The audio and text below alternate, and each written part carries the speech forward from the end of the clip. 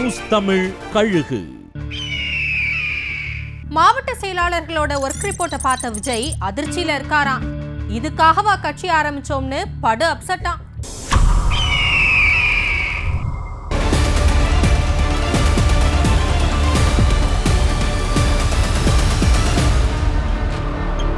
கரூர் சம்பவம் விஜய்க்கு பல பாடங்களை கத்துக் கொடுத்திருக்குன்னு சொல்றாங்க.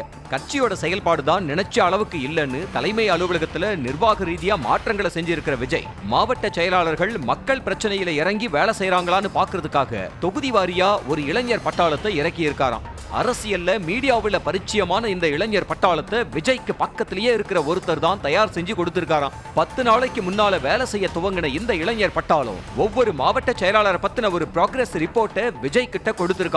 அதை பார்த்த விஜய், இதுக்காகவா நான் கட்சி ஆரம்பிச்சேன், இப்படி எல்லாமா இருப்பாங்க அப்படிங்கிற கமெண்டோட ஒவ்வொரு ரிப்போர்ட்டா பார்த்தாராம். எல்லா ரிப்போர்ட்லயும் மாவட்ட செயலாளர்கள் ஒரே மாதிரியா அன்னதானம் செய்யறத மட்டுமே கடமை தவறாம செஞ்சுக்கிட்டு இருக்காங்களாம். ஒருத்தர் கூட மக்கள் பிரச்சனைக்காகவோ பொது பிரச்சனைகளுக்காகவோ குரல் கொடுக்கவே இல்லையாம்.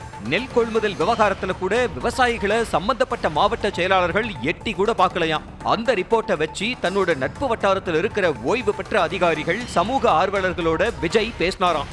இப்படி ஒரு டீமை வச்சுக்கிட்டு தேர்தலை சந்திக்கிறது உங்க இமேஜுக்கு நல்லதில்ல, மாற்று ஏற்பாடுகளை செய்ய தயங்காதீங்கன்னு பதில் சொல்லி இருக்காங்களாம்.